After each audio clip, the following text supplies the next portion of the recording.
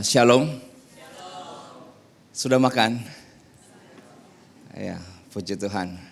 Sudah ngantuk? Ya, kita minta pertolongan Tuhan ya, bisa melewati momen ini dengan baik. Mari kita tundukkan kepala, kita berdoa. Bapa di dalam kerajaan surga, inilah kami ya Tuhan, sebagai suami istri, juga orang tua dari anak-anak kami mau belajar daripada firman Tuhan. Kasihanilah kami ya Tuhan, karena kami mengerti kami banyak sekali ketidakmengertian. Kami banyak juga kelemahan dan juga kebodohan. Tolong melalui momen yang sangat singkat ini kami boleh dicerahkan akan 1, 2, 3 hal yang penting.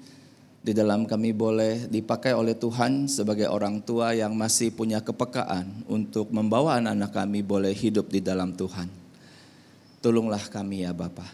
Terima kasih ya Tuhan. Di dalam nama Tuhan Yesus kami serahkan seluruh doa ini. Amin. Ya, jadi waktu kita singkat sekali untuk satu topik yang sangat besar ya. Bagaimana kita bisa membawa anak-anak kita itu hidup dan bertumbuh di dalam Kristus. Waktunya hanya 1 jam. Dan kemudian ada tanya jawab. Saya pribadi ada memberikan 4 poin, tetapi kita jalani saja dengan santai ya. Kalau sampai nanti tidak bisa terkejar, saya pikir nanti hopefully bisa juga diselesaikan di dalam tanya jawab. Jadi setelah bahan ini nanti saya sampaikan selama 1 jam, kita ada tanya jawab, siapkan pertanyaan Bapak Ibu, dan semoga kiranya kita semua boleh bertumbuh sebagai orang tua yang baik di hadapan Tuhan. Oke ya, nama saya Pendeta Changkuifa ya. Ini saya, sebentar ini, arahnya ke sana toh? Kok enggak? Oke. Kau bergerak ya.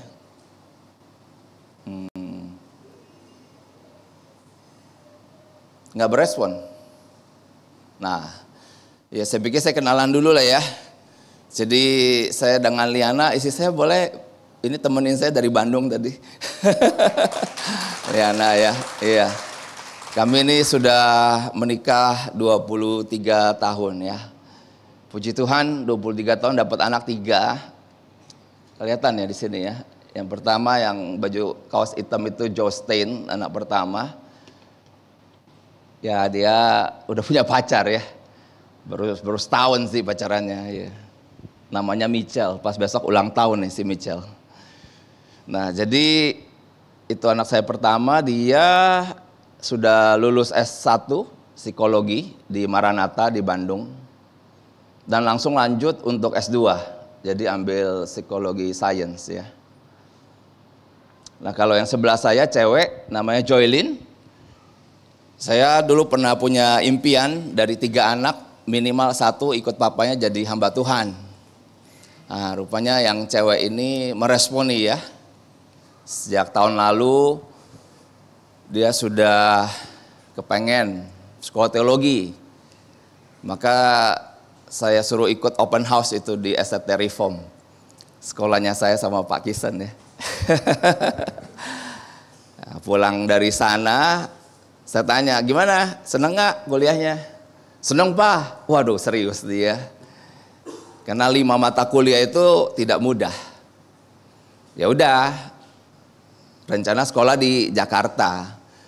Hanya atas kemurahan Tuhan, ternyata Tuhan pimpin sesuatu yang saya rasa jauh lebih baik bagi dia ya. Dia dapat beasiswa sekolah teologi ke tempat yang sangat jauh, ke Portland Bible College di Oregon di Amerika. Baru 1,5 bulan ini dia di sana. Ambil bachelor, jadi ambil bachelor teologi, pulang 4 tahun lagi. Pergi masih remaja, pulang udah gadis ya. Saya masih dalam suasana tidak terlalu prima, karena menghadapi keterpisahan tidak gampang juga ya. Bapak Ibu yang pernah terpisah dengan anak rasanya mungkin mengerti ya. Nah kalau yang sebelah Joylin itu anak cowok lagi, Josen. Sekarang SMA kelas 2. Dan sekarang masanya buat Bapak Ibu ya, kalau anak SMA kelas 2, itu masanya dia harus menemukan identitas pekerjaan masa depan. Yang diawali dengan menemukan major di dalam universitas yang mau dia lalui nanti. Jangan sampai salah jurusan. Karena kalau salah jurusan 4 tahun itu dia akan menderita ya. Jadi saya dengan Liana seperti kami dulu mendampingi yang pertama, mendampingi yang kedua, ini mendampingi yang terakhir ya. Tidak makin mudah, agak lebih sulit karena dia tertarik ke matematika dan fisika. Sesuatu yang bagi saya sangat unknown ya, karena saya bidangnya sosial gitu. Koko dan cicinya juga sosial. Jadi ada satu yang beda. Matematika dan fisika dia sangat kuat. Kemarin Olimpiade juara 3 ya. Ya jadi perlu bimbingan khusus. Saya juga tidak paham itu. Ngomongin matematika, fisika aku nggak nyambung ya. Butuh pertolongan Tuhan. Ya inilah kisah ya dari tak kenal tak sayang ya, betul ya. Kalau sudah kenal ya makin sayang. Oke, saya sehari-hari pelayanan di sebuah lembaga namanya Family Insight. Ini sebenarnya saya dan Liana yang dirikan. Jadi saya tidak melayani di gereja lokal ya, tetapi sehari-hari kami mementor Pak Sutri, mendampingi, kami counseling. Jadi kami punya kantor di BTC, kalau Bapak Ibu pergi ke Bandung, di Tol Pasteur begitu exit, BTC itu ada di kanan ya. Jadi itu sebuah mall, sehari-hari kami di sana melayani counseling. Nah itu ada nomor WA saya pribadi ya. Jadi kalau Bapak Ibu setelah sesi ini selesai ada satu pertanyaan yang sifatnya personal, silakan boleh WA saya secara pribadi. Saya pasti akan menjawab ya dengan baik. Oke, kita mulai. Jadi tema kita hari ini anak-anak hidup dan bertumbuh di dalam Kristus. Oke. Satu tema yang menurut saya sangat baik dan bagaimana kita sebagai orang tua bisa mempertanggungjawabkan ini kepada Tuhan dengan maksimal ya. Karena ini sungguh tidak mudah. Oke. Saya berharap kita semua bisa memenangkannya. Dan saya awali dengan satu bagian firman Tuhan dari 3 Yohanes 1 ayat 4. Bagiku tidak ada sukacita yang lebih besar daripada mendengar bahwa anak-anakku hidup di dalam kebenaran. Amin. Bahwa jikalau nanti saat kita sudah tua, jikalau kita mendengar sesuatu tentang anak-anak kita dimanapun mereka, apa yang mereka katakan, apa yang mereka lakukan, maka kita akan bersuka cita, kita akan bangga, kita akan bahagia. Karena anak-anak kita mengerti untuk memilih yang Tuhan inginkan. Bukan memilih hal-hal yang jahat, begitu ya. Nah di sini saya berharap firman Tuhan ini juga boleh menjadi doa kita ya. Tidak ada sukacita yang lebih besar daripada mendengar bahwa anak-anakku hidup di dalam kebenaran. Nah, ini kita mau coba definisikan ya. Jadi bagaimana supaya itu bisa betul-betul menjadi harapan, doa dan menjadi kenyataan. Yaitu di sini saya sampaikan beberapa hal. Yang pertama, orang tua itu berhasil ya membawa anak-anak untuk berelasi dengan Tuhan, oke? Jadi orang tua membawa anak-anak itu dibawa kemana ini? Bukan hanya ke sekolah yang terbaik, kepada universitas yang terbaik. Saya pikir itu pun harus menjadi cita-cita kita. Selama di mana ada sekolah terbaik kita bawa mereka ke sana. Tetapi adakah kita melihat sebuah realita dari keseharian anak-anak kita? Mereka bisa tidak berelasi dengan Tuhan, ya. Jadi saya tidak berbicara soal religiosity, keagamaan, tetapi berbicara tentang something yang disebut sebagai genuine spirituality. Sesuatu kerohanian yang sejati Di mana kekristenan itu sendiri adalah tentang relasi kita dengan Kristus. Nah, apakah kemudian nanti kita berhasil tidak membawa mereka itu bisa berelasi dengan pribadi yang luar biasa itu? Nah, tandanya apa? Yaitu Tuhan itu dapat, ya. Jadi nanti Bapak Ibu itu akan melihat suatu fenomena. Anak-anak kita itu bisa nanti kalau sudah memasuki masa dia, bahkan sejak dia masa bisa berkata-kata, ya, kemudian memasuki masa pra-remaja sampai pemuda, maka mereka bisa berkata, Tuhan berbicara sesuatu kepada saya. Nah, begitu ya. Jadi ini harus nyata. Dan kita sebagai orang tua, saat misalnya anak-anak berkata begitu, kita tidak mendiamkan, tetapi kita dipakai oleh Tuhan untuk menstimulir, ya, untuk menghadirkan sesuatu itu lebih jelas. Kenapa kamu bicara seperti itu, nak? Begitu kan? Tuhan bicara kepada kamu apa, bagaimana, tentang apa? Nah, kita menjadi pribadi yang hidup untuk check and recheck. Bahkan Tuhan bisa memanggil Samuel yang masih sangat kecil itu kan. Masih sangat kecil dia itu. Memanggil akan Samuel, dipanggil sampai 3 kali. Lalu dia datang kepada Imam Eli. Bapak, engkaukah memanggil aku? Tidak. Sampai 3 kali saat anak itu masih sangat kecil. Sehingga fenomenon ini seharusnya juga terjadi kepada anak-anak kita. Jadi nanti anak kita bisa berkata, Papa, Mama, Tuhan berbicara sesuatu kepadaku. Directly, langsung ke hati. Nah, kita bagaimana meresponi hal ini? Mendiamkan, bengong, pura-pura nggak tahu, atau bagaimana? Nah, kita kan harus bisa meresponi secara positif. Nah, kemudian di dalam langkah hidup berikutnya saat mereka sudah makin dewasa, kita mengerti bahwa dimensi kehidupan itu luas sekali. Ada pelayanan, ada keuangan, ada pekerjaan, ada studi, ada relasi dengan orang tua, relasi dengan teman, ada hobi, ada waktu kosong. Dimensi ini luas sekali. Adakah kita bisa melihat mereka itu di dalam setiap dimensi yang mereka lalui, ada Tuhan tidak di sana? Nah, seorang anak bisa sangat begitu serius dia melayani Tuhan di gereja. Dengan seluruh kemampuan musik dia tampil di hadapan jemaat. Oh, puji Tuhan.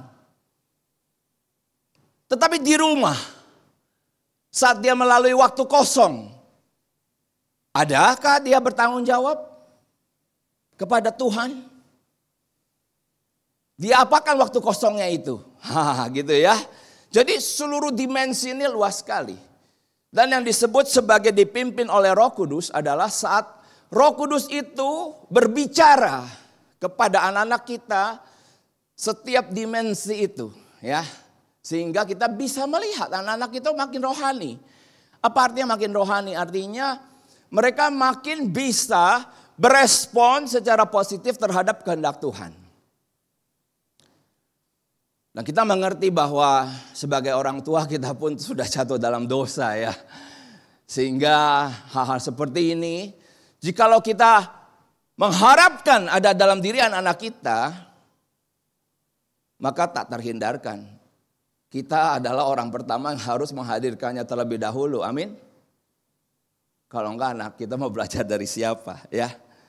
Jadi ada 3 hal ini Bapak Ibu ya yang bisa dilihat. Mungkin saya lebih baik pindah sedikit kali ya. Ke sini ya. Biar bisa lihat lebih enak. Pak Kison bilang saya masih muda ya Pak. Saya udah tua Pak. Karena liatin yang sana kekecilan. Lihat di sini kekecilan Pak. Lihat lagi ini bagus Pak. Udah gocap one ya. Udah 51. Udah umur. Udah laule. Jadi mata itu nggak bohong ya, matanya nggak terlalu ini, nggak terlalu tajam. Oke, Tuhan ingin bermitra dengan orang tua dalam memimpin anak-anak supaya anak-anak menjadi pribadi seperti yang Dia mau. Jadi Bapak Ibu, mari kita melihat identitas kita. Kita ini partner Allah, amin. Mengerti identitas baru ada otoritas. Kalau kita nggak ngerti, banyak orang tua bilang, anak saya udah gede, terserahlah. Dia ngerti apa yang dia pilih, dia sudah dewasa. Bagi saya orang tua yang bicara seperti itu, kamu tidak peduli kepada anak kamu. Iya, gak bisa bagi saya. Anak-anak itu selama orang tua masih hidup, kita tetap menjadi mitra dari Tuhan. Minimal menjadi sahabat, amin. Ngobrol, ya anak kita kalau ada masalah cari papanya, cari mamanya untuk kongko, untuk discuss. Bagi saya kalau anak-anak kita menghadapi masalah dan kemudian mereka masih mencari kita orang tua, yang pertama untuk mereka mau discuss, puji Tuhan, hubungan itu sehat. Tapi kalau mereka menyembunyikan, ngumpetin, sampai kemudian masuk jurang baru kita tahu, waduh betapa jauhnya hubungan itu ya. Sehingga hal ini kita harus punya satu identity jelas. Saya ini mitra Allah, saya ini partner Allah. Saya akan membawa anak-anak saya memasuki dunia pekerjaan yang baik. Memilih pasangan hidup yang terbaik. Menjadi orang tua yang baik bagi anak-anak mereka. Nah begitu. Walaupun secara ikatan ya kita sebut ya. Dari yang anak itu sangat kuat orang tua ke anak. Sifatnya otoritatif. Tetapi makin anak ini mandiri, makin dewasa, sifat otoritatif itu sebenarnya makin kita lepas begitu. Kenapa makin kita lepas? Karena itu tadi. Makin dewasa, anak-anak bisa langsung mengalami the intervention of God. Paham ya Bapak Ibu ya? Waktu kecil pasti melalui kita, pasti. Tetapi begitu mereka makin dewasa, kita tahu Tuhan bisa memakai banyak sarana. Jadi orang tua hanya menjadi salah satu sarana untuk influencing anak-anak kita yang sudah dewasa, begitu. Jadi saya berharap ini menjadi identitas kita yang kita terus pegang. Jangan mau diambil oleh siapapun, ya. Nah, kemudian Anda tidak dapat mengubah orang tua, tetapi Anda dapat mengubah keturunan Anda dan masa depannya, ya. Ada yang datang konseling, sampaikan masalah papa mamanya yang konflik terus. Saya mau bawa mama saya ke sini, ya kan? Nah, karena orang tua konflik, dia suami istri juga konflik, gitu. Iya. Maka saya berkata, yang ini udah gak terlalu bisa diurus, ya kan? Tetapi kamu bisa mengurus istri dan anak-anakmu. Dan melalui counseling biasanya akan kita bertukar pikiran. Ada pikiran-pikiran daripada prinsip firman Tuhan yang bisa ditangkap. Sehingga orang jadi mengerti arah hidup itu harus kemana, begitu kan. Jadi kita gak bisa sih ya. Berharap orang tua itu some kind like, tahu-tahu bisa berubah 180 derajat. Tetapi kita bisa berharap loh. Pasangan kita, anak-anak kita itu berubah bukan sesuai dengan yang kita mau ansih, tidak. Tetapi berubah sesuai dengan yang Tuhan kehendaki, ya, arahnya ke sana. Nah, prinsip-prinsip apa yang harus dibangun orang tua? Saya katakan keluarga tidak pernah bebas dari masalah, tetapi ketika prinsip kebenaran diterapkan akan membawa keluarga Anda menang atas masalah. Jadi kita harus punya prinsip. Dan prinsip-prinsip ini lahir daripada firman Tuhan. Ya, bagi saya sampai hari ini firman Tuhan tetap menjadi satu jangkar, satu arah yang kita kalau mau hidup tentram dan punya masa depan, jangan lepaskan firman, begitu ya. Kalau kita lepaskan firman lalu kita ganti dengan kebenaran subjektif yang mungkin ada di keluarga kita atau di masyarakat, silakan.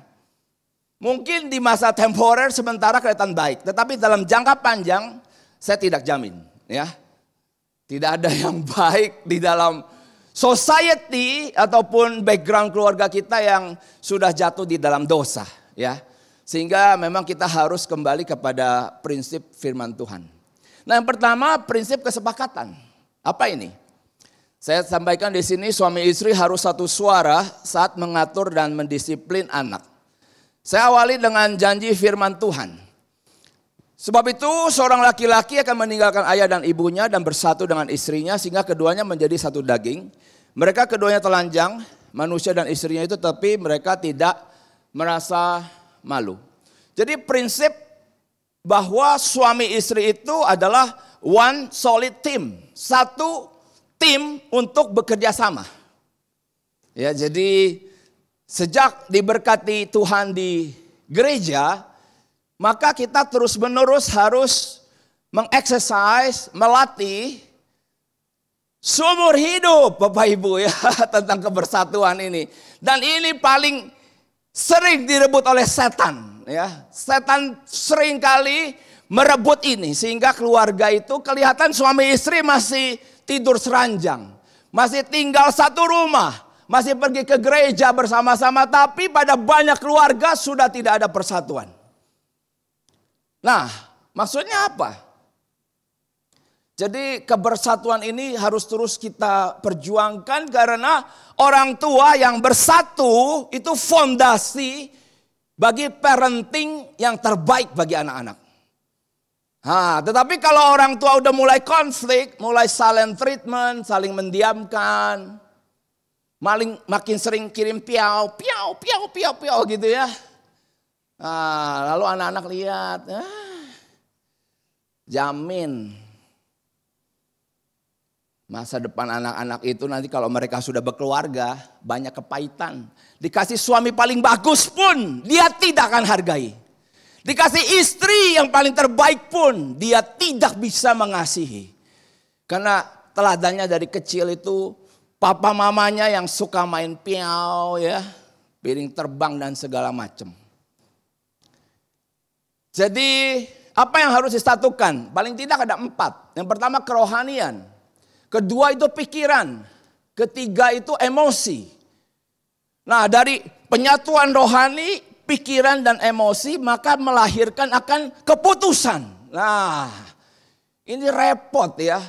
Tidak gampang. Dan ada satu janji firman Tuhan di sini. Matius 18 ayat 19 sampai 20.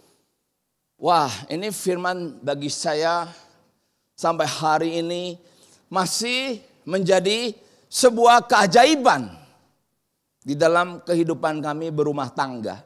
Saya merindukan Bapak Ibu bisa merebut firman ini menjadi milik. Apa sih janji di sana? Dikatakan, dan lagi aku berkata kepadamu jika 2 orang. Siapa 2 orang ini? Ya suami istri. Amin. Karena suami istri adalah ikatan terkecil dari koinonia. Koinonia itu adalah persatuan orang yang beriman. Beriman kepada siapa? Kepada Tuhan Yesus. Tetapi sekali lagi janji ini sudah jadi rempeyek begitu ya. Udah gak kelihatan. Kenapa? Karena suami istri sudah sering saling mendiamkan, ya kan? Saling sebal. Muak satu dengan yang lain. Waduh, iblis ketawa-ketawa sudah. Saya baca ya. Dan lagi aku ini kata-kata Tuhan Yesus ini loh. Aku berkata kepadamu jika 2 orang daripadamu di dunia ini sepakat meminta apapun juga. Waduh, betapa banyak permintaan orang tua. Betapa banyak permintaan suami istri. Tetapi jikalau suami istri tidak sepakat, bagaimana bisa ada pengabulan daripada Tuhan? Di sini firman Tuhan berkata, jika 2 orang daripadamu di dunia ini sepakat meminta apapun juga, permintaan mereka itu akan dikabulkan oleh Bapakku yang di sorga. Bukankah ini suatu janji yang ajaib? Amin. Kapan Bapak Ibu terakhir kali berdoa bersama?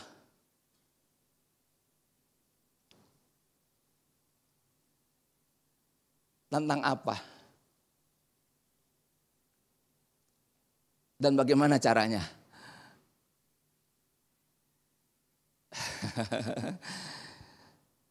Mau menerapkan hal ini Bapak Ibu?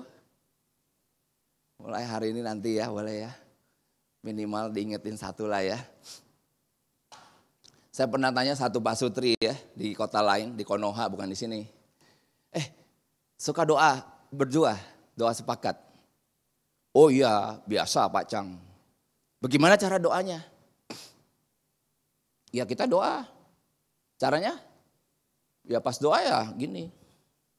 Istri gimana? Ya gini juga. Terus? Ngapain? Ya udah doa masing-masing. Selesainya kapan? Yang ngintip aja. Kalau dia udah ya udah. Amin. Itu menurut dia doa sepakat. Bapak Ibu, apa kayak gitu? Gak begitu ya. Doa sepakat tuh kira-kira gini. Suami sampaikan pokok doanya, oke? Lalu istri tidak tertidur, amin. Tapi mendengarkan dengan seksama. Nah lalu nanti pas doa, boleh suaminya, boleh istrinya. Kalau suaminya doa juga jangan dalam hati. Apa yang mau diaminin, ya kan? Harus dengan Nah kalau suami yang ngomong, istri yang amin, amin, amin, amin gitu, paham ya? Kalau istrinya yang doa, suami yang amin, amin, amin. Iya gitu. Tapi sebelumnya mesti sepakat dulu. Dan sebelumnya mesti akrab dulu. Kok tiap hari main piau-piau mana bisa kayak gitu tadi. Lu doa sendirilah. Lu doa sendiri, gue juga doa sendiri. Kita mah bisa masing-masing doa sendiri. Begitu. Tetapi bagi kita suami istri harus melatih hal ini ya. Untuk melatih hal ini. Sebab di mana 2 atau 3 orang berkumpul dalam namaku, di situ aku ada di tengah-tengah mereka. Dan ini juga, aduh ini agak berat nih ya. Saya kalau udah dihadapin kepada ini juga rada-rada berat. Hai suami-suami, hiduplah bijaksana dengan istrimu sebagai kaum yang lebih lemah. Hormatilah mereka sebagai teman, pewaris dari kasih karunia itu kehidupan, supaya doamu jangan terhalang. Ini repot ini. Repot ini. Artinya apa? Kalau suami istri tidak akrab, itu doamu bisa. Ya. Jadi Pak Kison bilang, kemarin rencana saya mau ibadah Pak. Mau di sini. Cuman tadi habis online, ada hal yang saya dengan istri saya harus bicarakan. Makanya kami ke Jeko tadi. Ngobrol panjang. Iya. Karena kami juga tidak lepas dari masalah ya. Iya. Dan kami tadi berbicara panjang, 1 jam lebih di Jeko sambil ngopi. Habis tuh kopi itu. Ya, masih di dalam rangka saya masih mau hidup bijaksana dengan istri saya, betul? Maka masalah tidak bisa dilupakan, diabaikan, direpress, gak bisa ya. Tetapi harus dihadapi, diselesaikan supaya ada kehidupan. Ya, supaya doa itu tidak terhalang. Wah luar biasa ya, ini tidak mudah Bapak Ibu. Nah itu tadi tentang hal-hal yang sifatnya spiritual ya. Yang saya berharap Bapak Ibu boleh rebut menjadi milik. Dan tekadkan bahwa hal-hal yang rohani seperti itu jangan sampai direbut oleh setan. Ya, rebut lagi, oke. Kalau ada keributan di antara suami istri, selesaikan supaya bisa sepakat lagi, oke.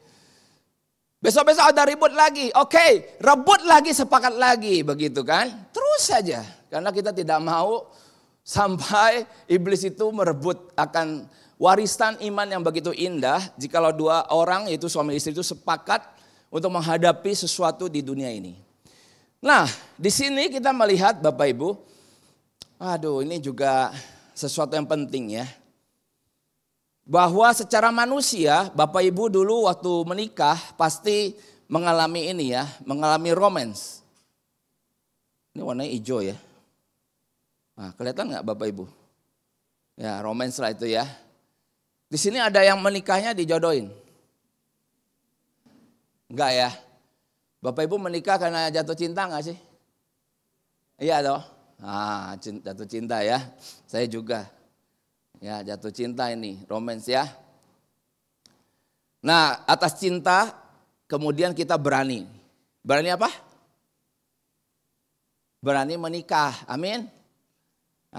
Menikah. Nah, begitu menikah, wah ini mulai ada apa yang disebut sebagai itu yang biru itu. Apa itu?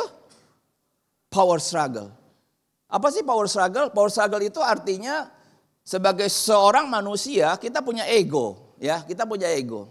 Laki-laki punya ego. Laki-laki kalau nggak punya ego nggak bisa pergi kerja dia. Benar nggak? Ini habis masa pandemi, semua banyak yang rontok, perlu bangkit lagi, betul? Itu egonya harus kuat, betul nggak? Halo? Kalau enggak dia tidur-tiduran di rumah. Ngerti? Laki-laki itu. Nah cuma laki-laki dengan ego yang begitu besar, oke. Untuk suatu fighting spirit untuk menaklukkan dunia, artinya menaklukkan ekonomi yang begitu berat di Indonesia ini. Jatuh bangkit lagi. Sekarang di rumah dia kira-kira kayak apa? Halo? Istri-istri? Gimana? Suami itu kadang-kadang gimana? Kayak macan gitu ya.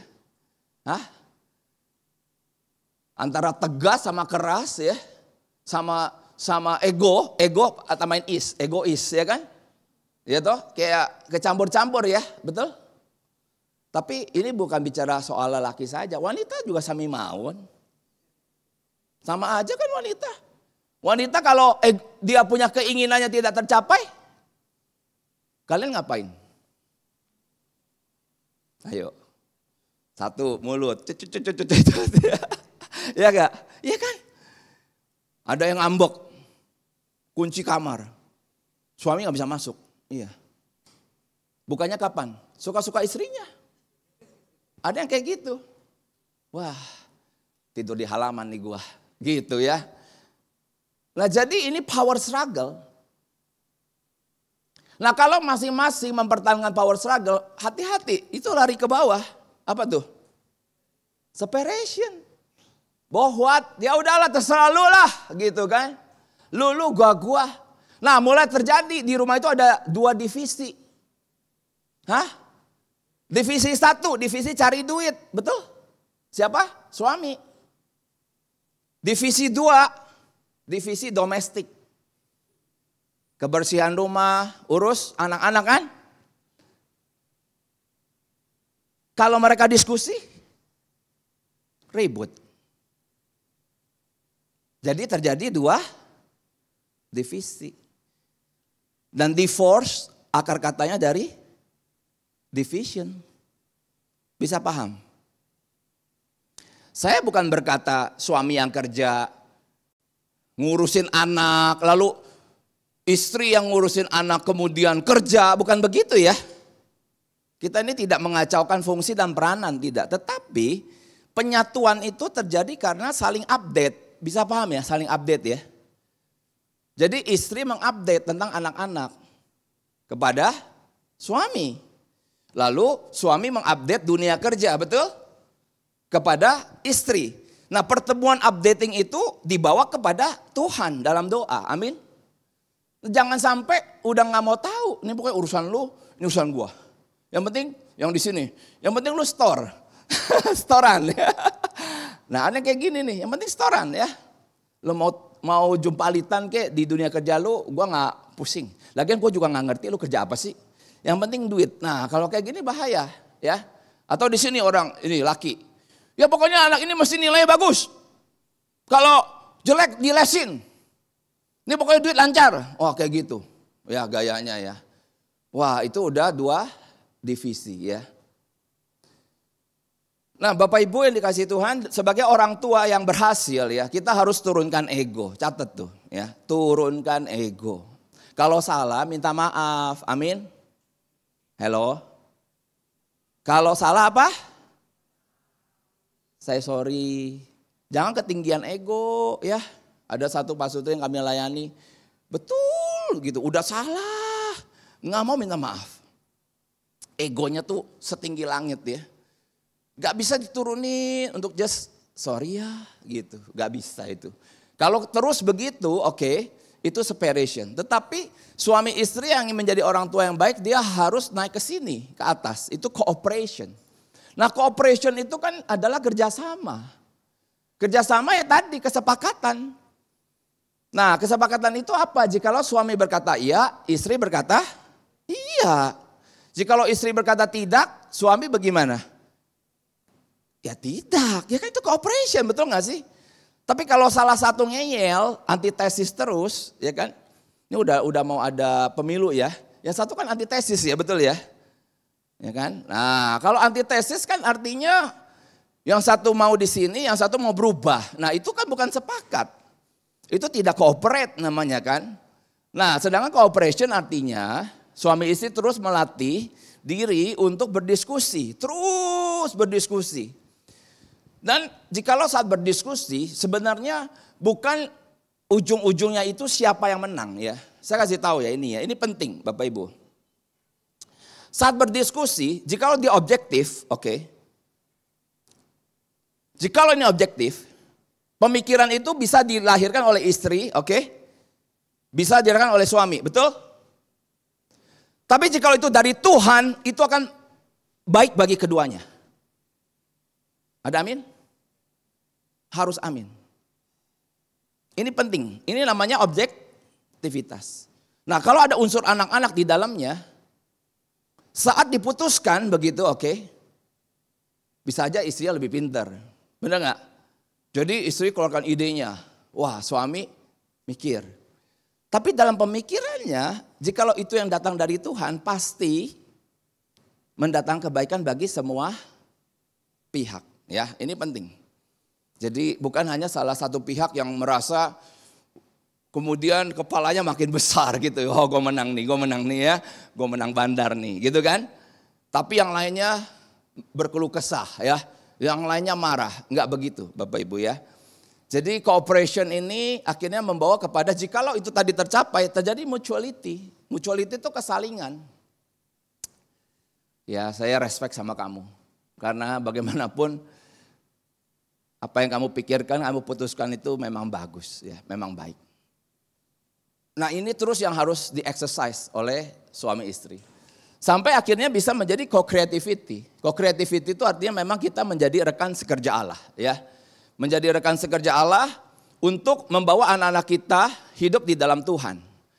Tetapi kalau Bapak Ibu masih kekeh di sini, oke. Saya tidak tahu Bapak Ibu ini menikah udah berapa tahun, oke. Terus ego suami, ego istri terus berjibaku ya. Mencari akan kemenangan begitu kan. Dan ujungnya ke sini, maaf ya, anak-anak ini enggak ketolong ya. Karena yang Tuhan mau adalah dalam perjalanan pernikahan, bagaimana kita bisa membawa anak-anak kita itu hidup dalam Tuhan. Justru Tuhan mau kita melalui salib Kristus mengerti bahwa kita harus mengosongkan diri kita, kenosis ya. Kemudian belajar bekerja sama. Lalu memberikan kesalingan, oke, di dalam kehidupan. Sampai kemudian kita betul-betul bisa dipakai Tuhan membawa anak-anak kita itu menang atas segala keadaan. Ini proses yang panjang. Saya menemukan bahwa dalam perjalanannya suami istri seringkali gagal. Yang terjadi adalah apatis. Apatis. Apatis itu artinya sudah tidak mau lagi memberikan yang terbaik. Ya sudahlah. Ini mau diapain juga percuma gitu ya. Ngomong sama dia itu bukan capek lagi, capkau gitu kan. Udah naik satu level ya kan. Jadi bohwat, sudahlah. Nah kalau sudah gitu, oke, itu namanya separation. Oke. Nah Bapak Ibu jangan sampai kita menuju yang gelap itu ya. Nah rawat pernikahan, ciptakan lingkungan rumah nan bahagia, damai dan tanpa stres. Niscaya anak-anak bertumbuh menemukan passion mereka.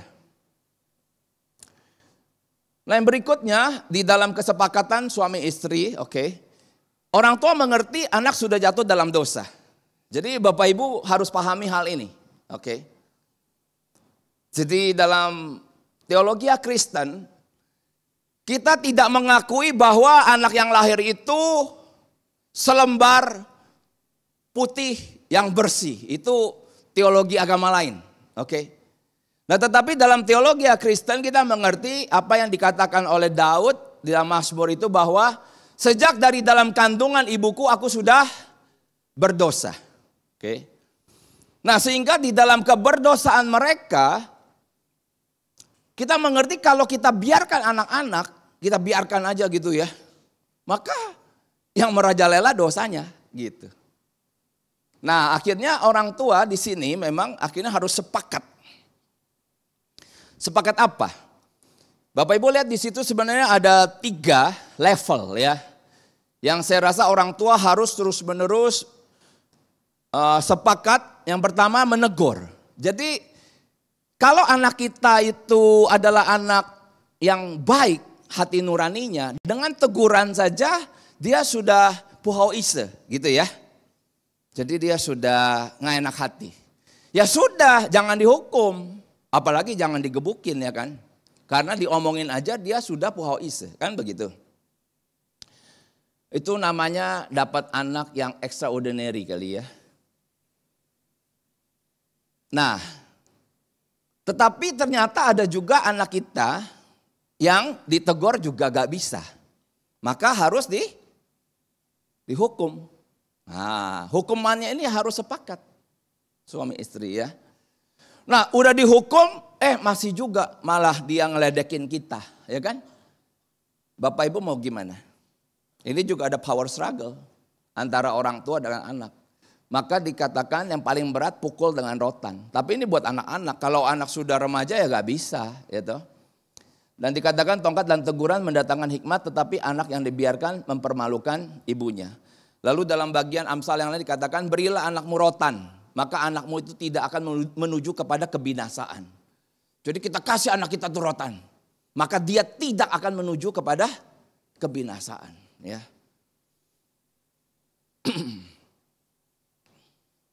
Nah, sepakat untuk yang pertama mengarahkan menuju kebenaran dan keadilan. Ini adalah sifat Allah, Bapak Ibu. Kita seringkali terkecohkan ya, hanya bahwa mengerti Allah itu kasih ya. Tetapi Bapak Ibu, saya mau minta Bapak Ibu baca Alkitab lagi secara teliti. Dari kitab Kejadian sampai Wahyu, begitu ya. Coba perhatikan karakter Allah yang sangat sering muncul itu yang mana. Oke. Maka dalam penelusuran saya terhadap firman Tuhan begitu ya. Saya menemukan bahwa Allah itu sangat menyatakan kebenaran dan keadilan. Segala sesuatu itu ada hitungannya, ada matematikanya, ada presisinya. Dan Tuhan tidak membiarkan kebenaran dan keadilannya itu dihina ataupun diinjak-injak oleh umatnya.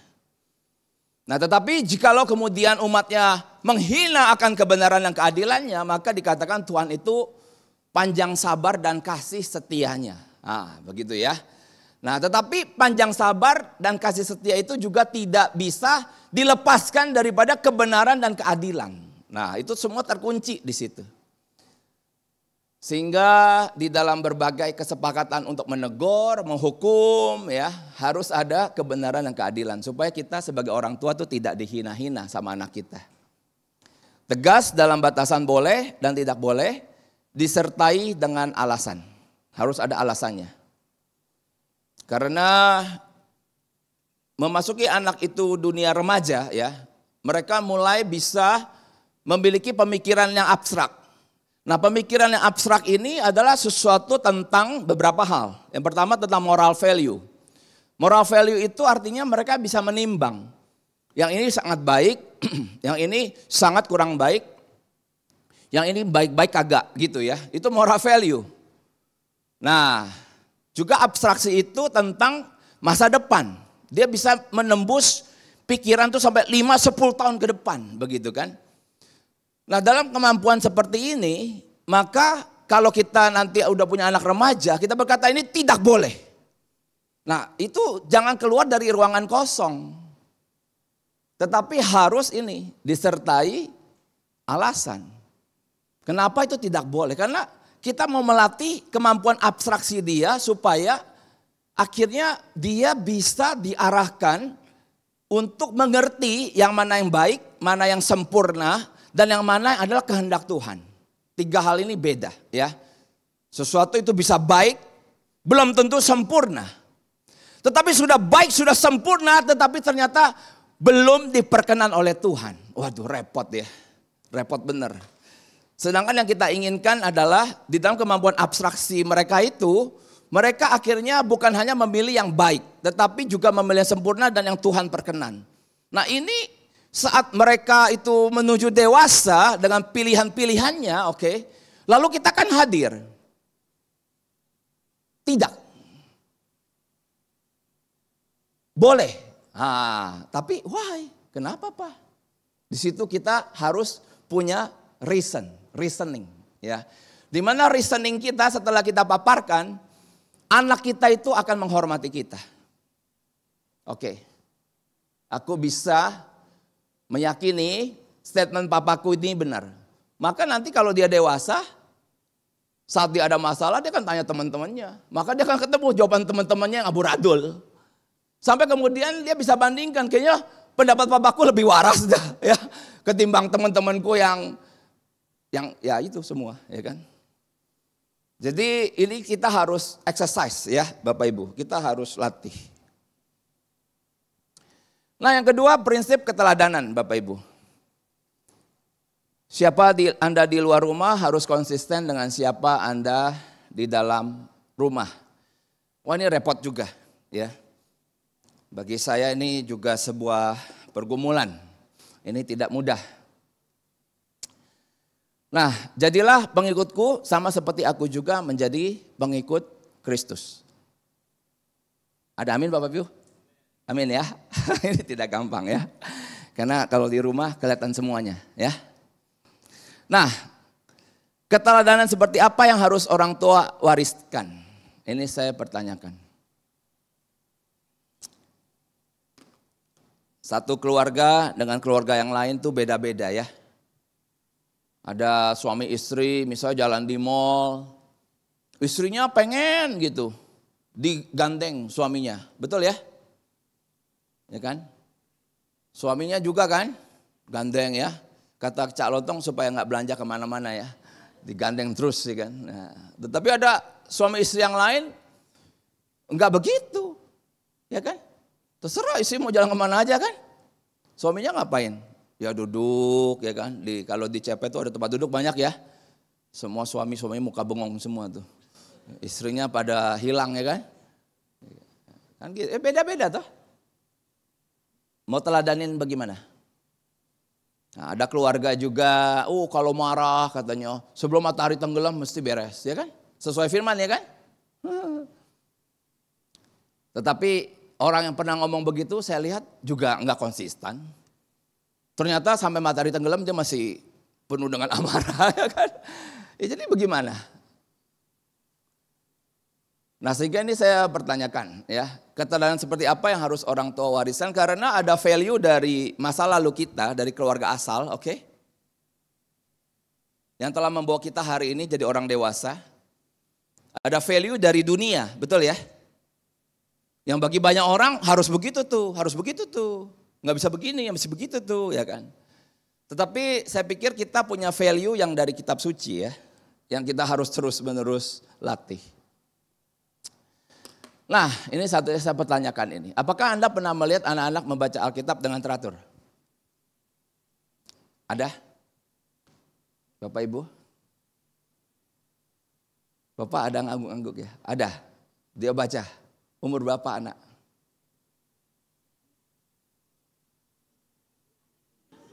Lupa dia.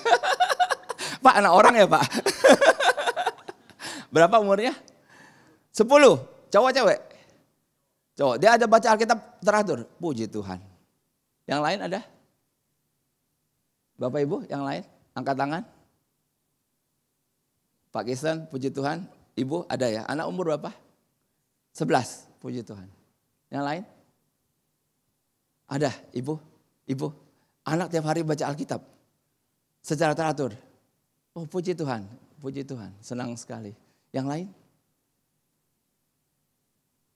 Bapak, ibu, anaknya umur berapa? 9, ada? Tidak teratur, oke. Tapi saya senang loh di sini. Ada beberapa ya yang angkat tangan. Puji Tuhan. Pada banyak keluarga, anak-anak itu sekolah di sekolah Kristen. Betul ya? Lalu tiap hari baca Alkitab, betul gak?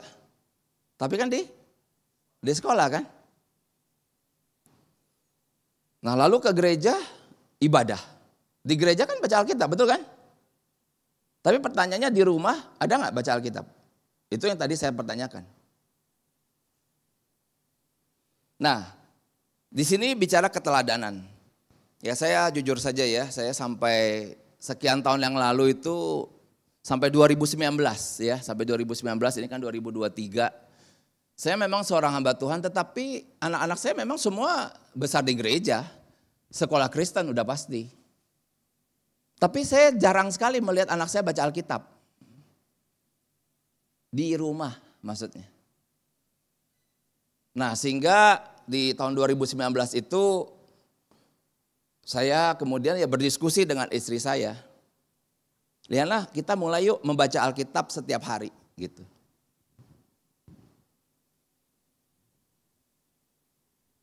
Dan tidak mudah. Tetapi kami kemudian mencoba memberikan ini tadi, keteladanan. Ya, saya masih ingat 2019 kami sekeluarga baca Alkitab, jadi kami bikin WhatsApp grup berlima, oke. Jadi saya, Liana dan 3 anak. Nah, setiap kali saya masuk kitab yang baru, saya lapor ke keluarga gitu. Satu kitab selesai, saya lapor. Istri saya baca 1 selesai, lapor. Lalu kami tanya ke anak-anak, sudah baca sampai mana? Mereka juga lapor. Nah saat itu terjadi perdebatan antara saya dengan Liana. Liana bilang ke saya, aduh gue suruh baca Alkitab tiap hari begini, nggak dapat apa-apa kata dia. Gue lebih dapat kalau dengar khotbah di YouTube ya. Suka ada yang kayak gitu gak Bapak Ibu? Ya betul ya. Jadi lebih dapat kalau dengar khotbah di YouTube ya, barang jadi kan? Iya. Kalau baca rasanya kayak nggak dapat apa-apa kan? Iya. Nah tapi saat itu saya masih ingat saya dengan Liana kemudian kami bersepakat. Saya bilang begini, Liana ini theologically speaking, oke, theologically speaking ya, Roh Kudus itu bisa berbicara directly ke anak-anak kita kalau anak-anak kita itu baca Alkitab. Ada amin gak? Tapi kalau anak kita gak pernah baca Alkitab, itu Roh Kudus mau bicara berpijaknya kemana? Ya kan? Maaf ya, anak-anak kita lagi di gereja, Bapak Ibu tahu dia dengerin khotbah apa enggak? Pernah nanya enggak? Mesti nanya.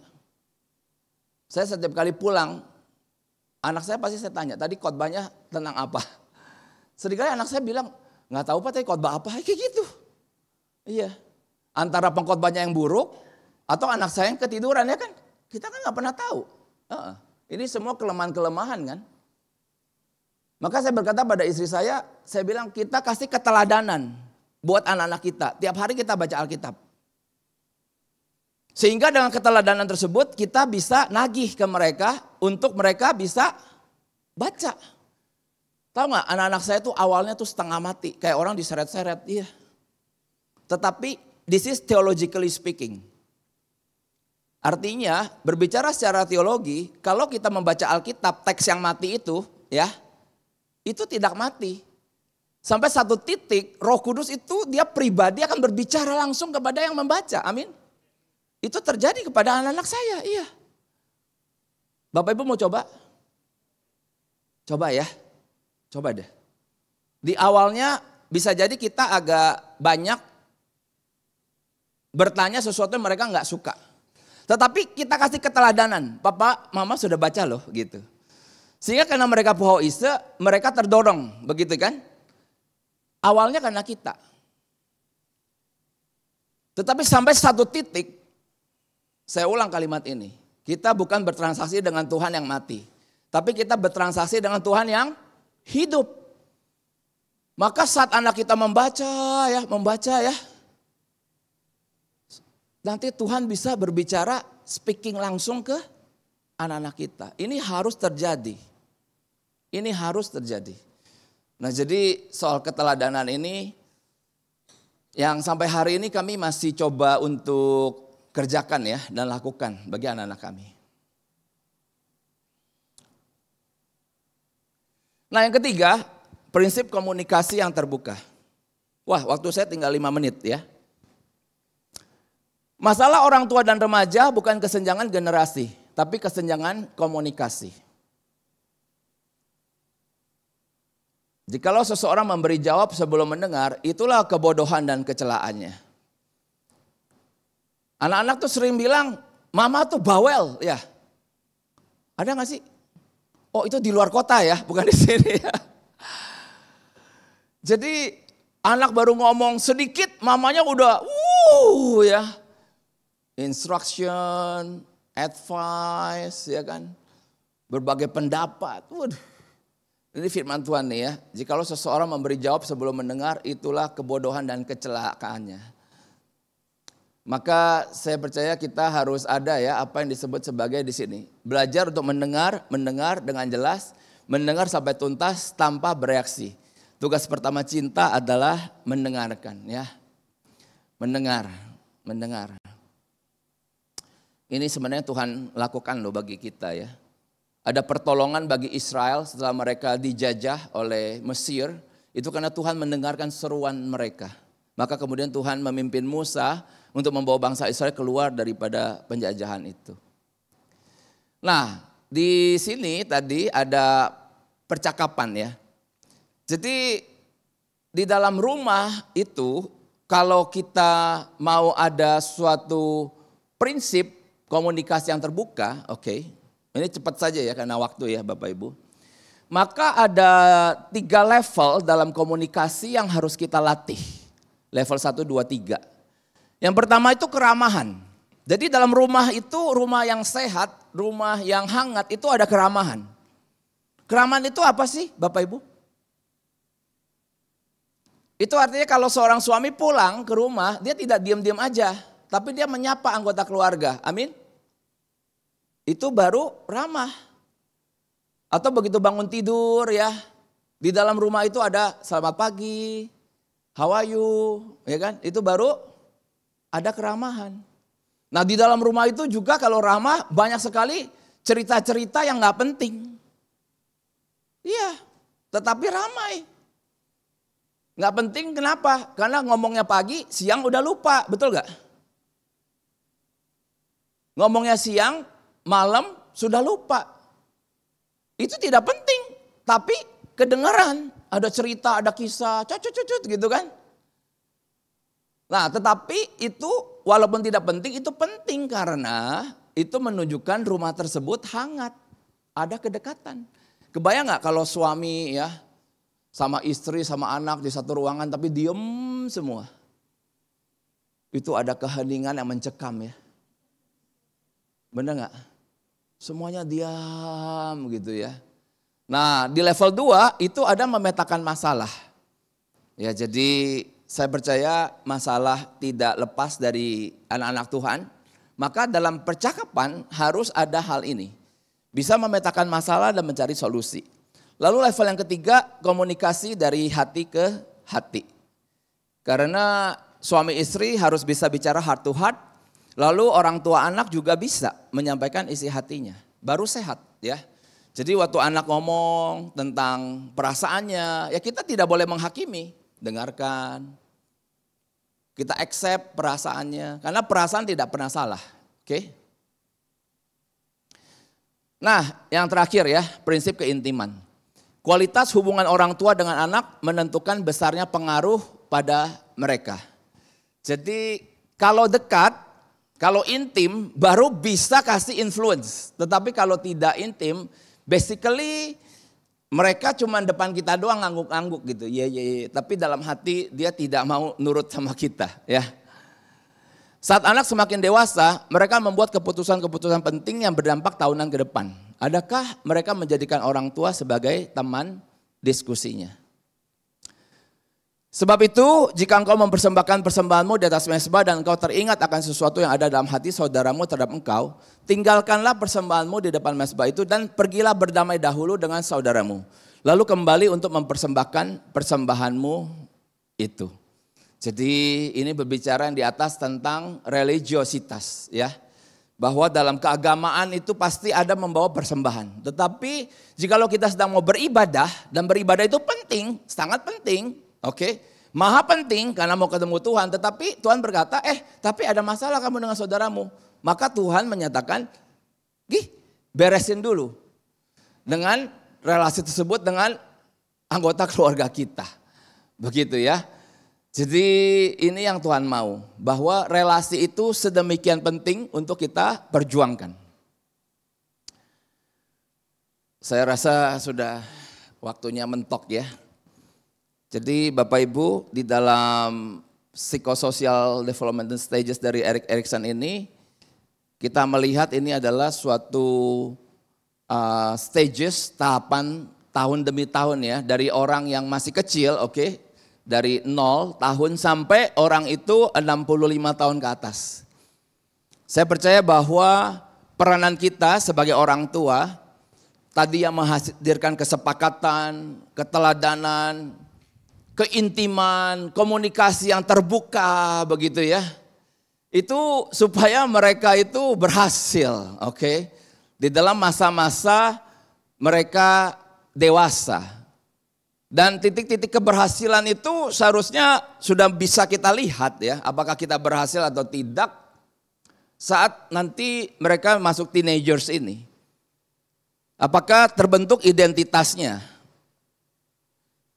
Identitas ini sekali lagi berbicara tentang dia tahu apa yang dia harus kerjakan seumur hidup dia. Ya, dia mengerti, dia akan studi kemana, begitu. Nah kita bantu mereka mengerti identitasnya itu. Kalau tidak nanti jadi role confusion, jadi orang bingung dia. Lulus S1, kerja pindah-pindah ya, kagak jelas gitu kan. Sampai usia 25, masih posisinya sorry to say masih di bawah, belum sampai posisi daripada manajerial ke atas. Ini kan orang-orang yang role confusion, begitu.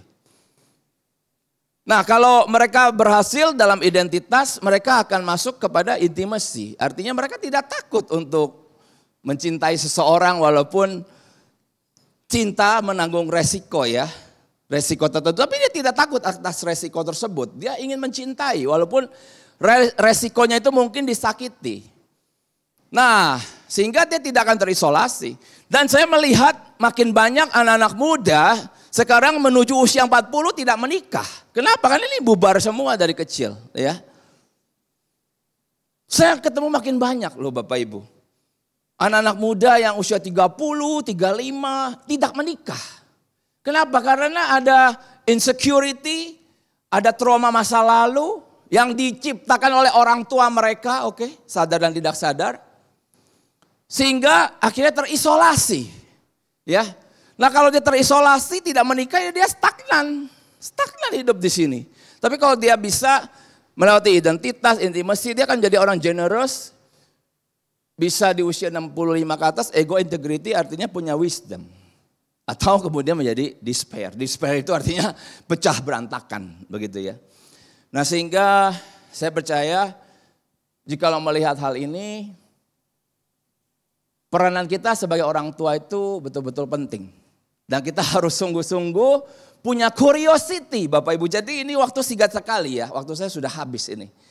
Tetapi atas apa yang saya sampaikan semoga boleh menciptakan curiosity di dalam diri Bapak Ibu untuk ya belajar, dengar YouTube, jangan YouTube-nya politik terus begitu ya. Tetapi mendengarkan akan pemaparan dari para psikolog, hamba Tuhan, begitu kan. Yohanes 15 ayat 5b, saya pikir bagian ini sampai hari ini masih menjadi rema bagi saya Bapak Ibu. Tuhan Yesus yang ngomong ini. Sebab di luar aku kamu tidak dapat berbuat apa-apa ya. Saya rasa saya juga begitu ya. Kalau melihat 3 anak saya banyak pagi itu berlutut Bapak Ibu ya, berlutut yang menangis, berlutut yang menangis. Sering jidat saya ketemu lantai, menyebut nama anak-anakku di hadapan Tuhan. Tuhan, tanpa Tuhan aku gak bisa buat apa-apa. Aku kayak ngerti banyak teori, tapi kadang-kadang teori yang manapun aku mau pakai gak ngerti gitu ya. Ngerti ya Bapak Ibu ya. Kalau udah kayak gitu, mendingan Bapak Ibu banyak berdoa dan berlutut di hadapan Tuhan. Amin. Supaya Tuhan memberikan wisdom kepada kita. Oke, kita ke tanya jawab. Sebelumnya ini IG saya, kalau Bapak Ibu mau add boleh ntar saya fallback ya. Itu WA saya dan ini YouTube channel saya Family Insight. Di mana di sini ada cukup banyak video, 200 video lebih tentang hubungan suami istri, orang tua anak yang Bapak Ibu boleh belajar di dalamnya. Oke, sekarang tanya jawab. Silakan, apakah ada moderator yang mau menolong saya tahu bagaimana ini?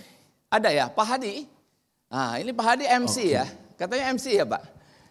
Belajar MC. Oh, belajar MC ya. Hebat nih. Silakan, Pak. Oke. Mungkin dari Bapak Ibu yang ingin bertanya boleh dipersilakan. Ada yang ingin bertanya? Sudah jelas semuanya?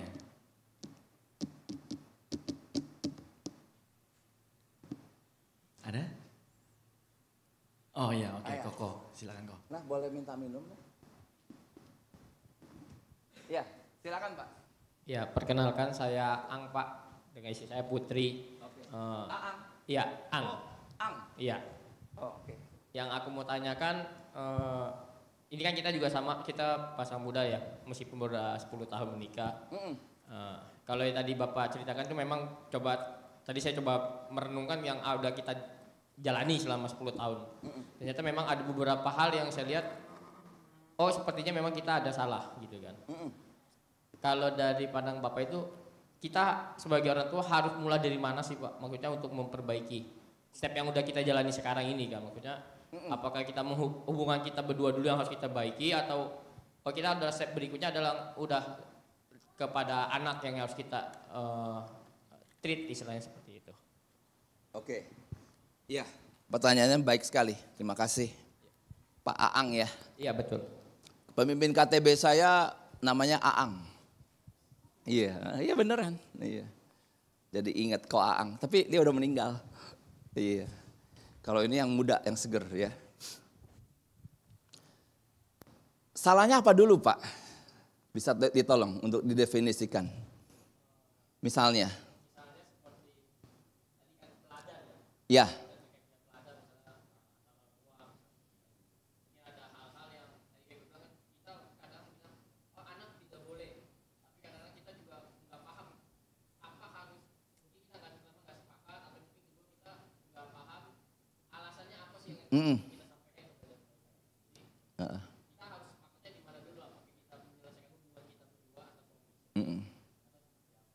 Oke. Ya. Jadi saya senantiasa percaya bahwa jikalau ada Tuhan Yesus Pak, jadi bermula dari dia dulu ya. Dari Tuhan Yesus dulu. Maka Tuhan Yesus ini dialah yang paling ahli mengubah salib terkutuk itu menjadi salib yang mulia. Amin ya Pak ya. Kalau dia tidak bangkit, salib itu tetap terkutuk, betul ya? Bikin malu kan? Tuhan kok disalib. Tapi dia bangkit hari ketiga, maka menjadi lambang kemuliaan ya. Nah saya pikir mulai dari sana. Maka yang terpenting adalah Pak, ini pun saya lakukan sih.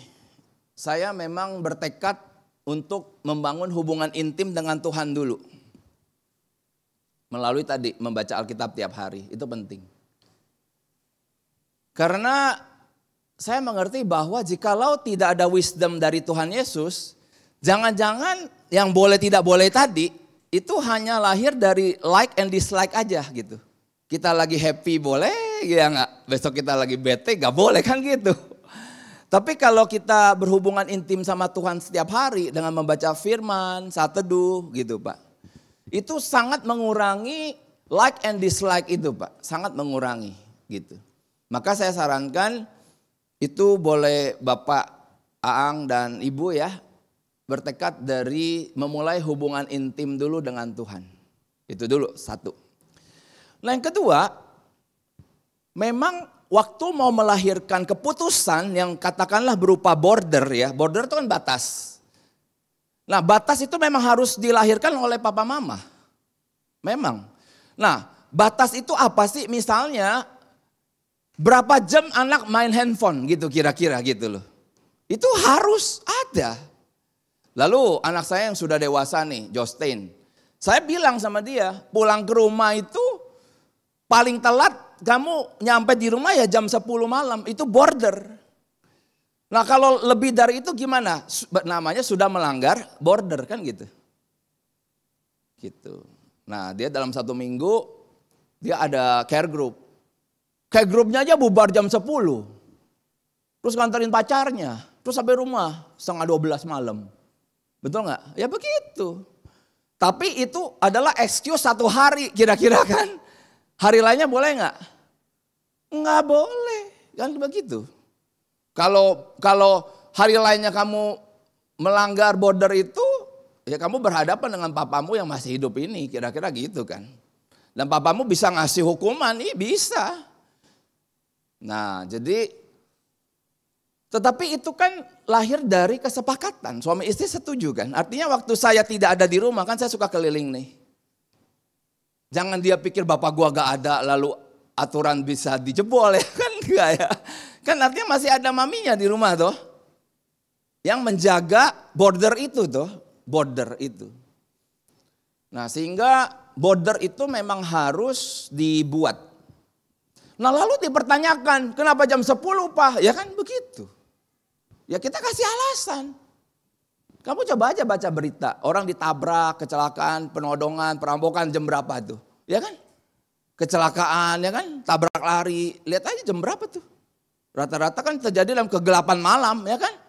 Dan di kegelapan malam itu papa tidak mau kamu ada di luar. Lelaki yang baik pulang ke rumah sebelum jam. Nah saya kasih alasan. Kan kira-kira begitu, tinggal dia mikir. Ya kan? Nanti kalau dia punya anak kan dia harus terapkan juga. Kan begitu. Jadi kalau dulu tidak ada alasan, maka sekarang Pak Ang dengan Ibu boleh berdiskusi. Kira-kira alasan yang lebih masuk akal ya, yang bagus yang mana gitu. Baru kemudian diturunkan border tadi Pak. Dan anak-anak bisa berkembang dengan sangat dahsyat talentanya. Kalau dia tahu border dan dia hidup di dalam border. Tapi anak-anak yang gak ada border itu cenderung bingung, gelisah. Hari ini boleh pulang malam, gak dimarahin. Besok pulang malam dimarahin, bingung dia ya. Ini yang benar yang mana sih gitu kan. Oh tergantung papamu, lagi mood atau gak mood. Kan gitu sering-sering. Itu yang tidak ada border gitu. Nah setelah nanti itu mau diturunkan, kalau itu hukuman Pak. Kalau anak itu tadi 9 tahun ya. Oke 9 tahun masih lah menerima hukuman tanpa diskusi, masih oke.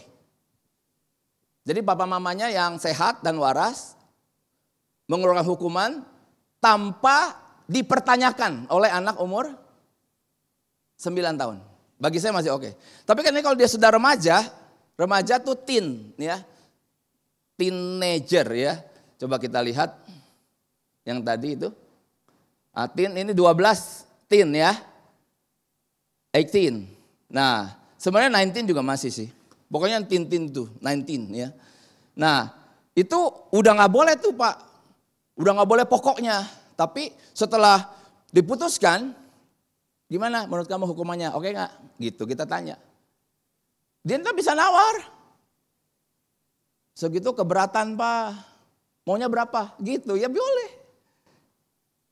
Cuma jangan jadi hilang. Ada jadi hilang tuh kan aneh ya. Artinya tawar menawar di situ. Sehingga nanti dia akan jalani hukumannya juga dengan sukacita. Anak kami yang teenager itu pernah main game kan, main catur. Itu kita tawar menawar. Dia boleh sehari berapa jam gitu. Jadi tawar menawar. Setelah itu disepakati orang tua anak, ya udah di jam itu kamu main, papa mama nggak ganggu, udah main di sana. Gitu kira-kira. Gitu ya Pak ya. Semoga menolong. Oke. Mungkin ada lagi satu yang mau? Sudah jelas ya, mungkin kalau ada sifatnya lebih personal dan perlu penanganan khusus, mungkin Boksu atau Semu boleh bantu ya. Melalui tadi nomor WA atau link Instagram dan lain sebagainya. Iya, yang ini ya. Kok nggak bisa sih? Loh. Udah nggak berfungsi ya.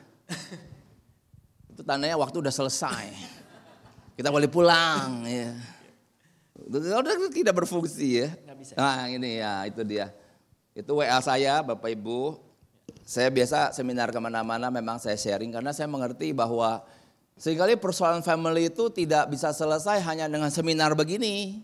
Begitu pulang baru kayaknya ketemu masalahnya kan. Terus WA. Sering itu saya, Pak Cang saya kemarin hadir di ini. Oh iya mau tanya. Kan gitu doh. Nah baru saya jawabin gitu. Boleh. Welcome ya Bapak Ibu. Ya gimana sudah ya? Ada lagi? Sudah? Oke, kita boleh beri tepuk tangan dong untuk Pak Ya, Cang. oke. Terima kasih Bapak Ibu.